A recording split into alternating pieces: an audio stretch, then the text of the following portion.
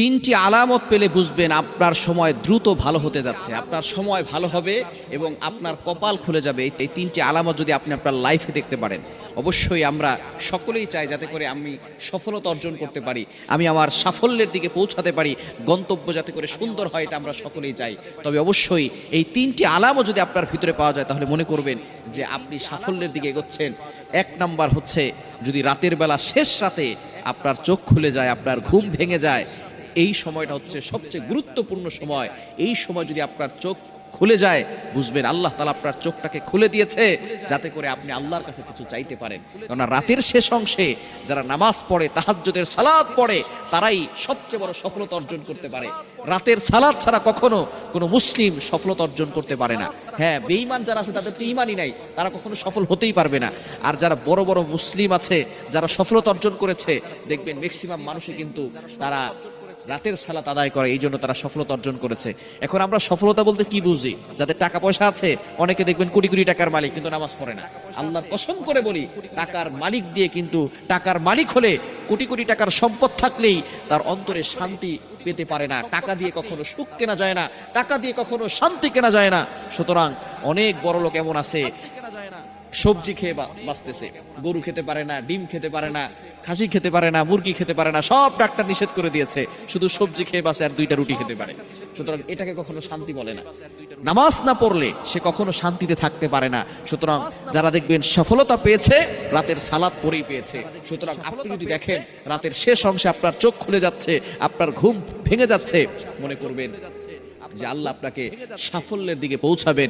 সুতরাং অনেক মানুষ এমন রয়েছে যারা ফজরের নামাজই পড়ে না, রাতের নামাজ তো দূরের কথা, ফজরের নামাজ পড়ে না, এমন মানুষ সমাজে আছে না নাই? ফজরের নামাজ অবশ্যই পড়বেন, কারণ এই ফজরের সময়টা নবীজি সাল্লাল্লাহু আলাইহি সাল্লাম বরকতের জন্য দোয়া করে দিয়েছিলেন। ফজরের সময়টা হচ্ছে বরকতময় সময়। নবীজি সাল্লাল্লাহু আলাইহি সাল্লাম ফজরের সময় বরকতের দোয়া করেছেন, আল্লাহুম্মা বারিক লি উম্মতি ফি বুকুরিহা, আয় আল্লাহ আমার উম্মতের সকালটা তুমি বরকতময় করে দাও। সুতরাং এখানে এই সময় ঘুমিয়ে থাকলে হবে না, আপনি বরকতের জন্য আল্লাহর কাছে দোয়া করবেন। সুতরাং এক নাম্বার হচ্ছে রাতের শেষ অংশ যদি আপনার চোখ খুলে যায়। দ্বিতীয় নাম্বার হচ্ছে, যাকে আল্লাহ তাআলা ভালোবাসেন, পছন্দ করেন এবং সাফল্যের দিকে নিয়ে যেতে চান, তাকে আল্লাহ তাআলা বিপদ দেন। বিপদ আসলে আপনি হতাশ হয়ে যাবেন না, বিপদ আসলেই টেনশন করবেন না। অনেক মানুষ এমন আছে, বিপদে পড়ার সাথে সাথে অভিযোগ করে বসে। বিপদ আসা মানে হচ্ছে আল্লাহ তাআলা কোটি কোটি মানুষের ভিতরে আপনার দিকে ফোকাস করেছেন, আপনার দিকে তাকিয়েছেন।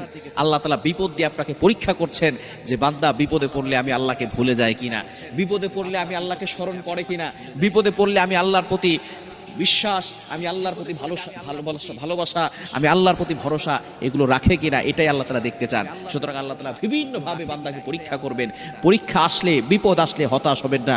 বিপদ মুমিনদের উপরে আসবে, যার ঈমান যত বেশি তার উপরে বিপদও তত বড় হবে। সুতরাং নবীদেরকে আল্লাহ তাআলা ভালোবাসতেন, নবীদের উপরে বড় বড় পরীক্ষা এসেছে, আর ঈমানদারদের উপর আল্লাহ তাআলা বড় বড় পরীক্ষা করে তারপরে বিপদ দিয়ে তাদেরকে পরীক্ষা করবেন। দ্বিতীয় নাম্বার হচ্ছে, যদি আপনার উপরে বারবার বিপদ আসে, মনে করবেন আল্লাহ তাআলা আপনাকে সাফল্যের দিকে এগিয়ে দিচ্ছেন। এবং 3 নাম্বার হচ্ছে, মানুষ যদি আপনাকে ভালোবাসে, আপনার আত্মীয় স্বজন, আপনার পরিবারের লোকেরা যদি আপনাকে ভালোবাসে, তাহলে বুঝবেন যে আল্লাহ তাআলা আপনাকে সাফল্যের দিকে নিতে যাচ্ছেন। কেননা যখন আল্লাহ তাআলা কাউকে ভালোবাসেন, তখন আস্তে আস্তে আসমানের ফেরেশতা, জমিনের সকল মানুষের কাছে ঘোষণা করে দেওয়া হয়, আমি ওই বান্দাকে ভালোবাসি, তোমরাও তাকে ভালোবাসা শুরু করে দাও। সুতরাং এই 3টি আলামত যদি আপনার ভিতরে দেখেন, তাহলে মনে করবেন আল্লাহ আপনাকে সাফল্যের দিকে এগিয়ে নিচ্ছেন।